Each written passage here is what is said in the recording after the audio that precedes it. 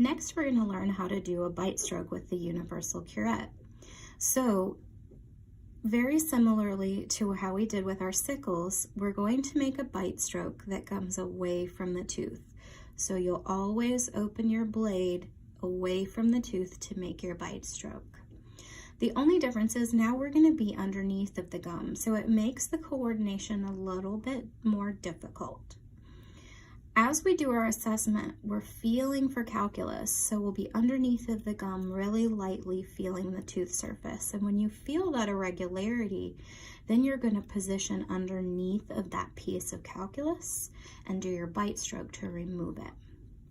So I'm actually going to demonstrate that on the facial surface here so that we can see it really well. So I'm going to pretend like I've already assessed that distal surface, and I'm coming back around the facial. So I'll get in my get ready zone, face as close to 0 degrees as possible, and I'm going to start assessing across the facial. And I'm going to say there's a piece of calculus right here, right on the facial surface.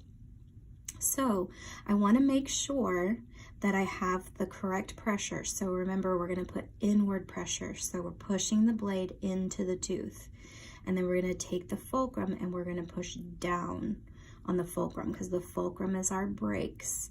It also allows our hand to be stable. Then we're going to close the face of the blade just a little bit, because remember, we don't want to be at a 90-degree angle or past that, because then the blade comes off of the tooth. So we're going to close the blade just a little bit to make sure that we have the correct angulation. Then we'll apply our pressure. So I'm going to press against the tooth and down on my fulcrum. And as I open the blade up just a little bit, I'm going to pull the blade up the tooth. And I'm going to make that bite stroke.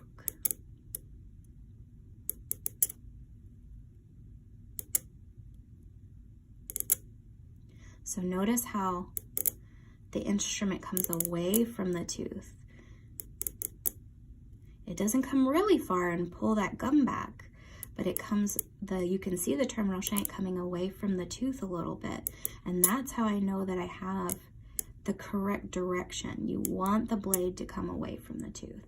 And remember, just because you hear a sound doesn't mean that you're going in the right direction. So I can close the blade toward the tooth. You can see the terminal shank getting close to the tooth. And that's the wrong direction. It still makes a sound, but what I'm doing is I'm smoothing that calculus out rather than getting up underneath of it and popping it off.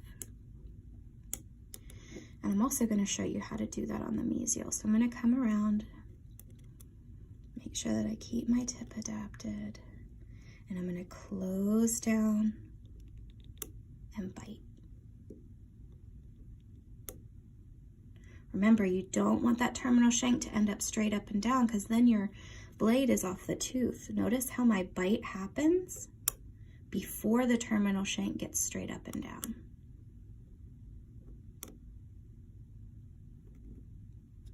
Okay, so I'll let you guys practice that.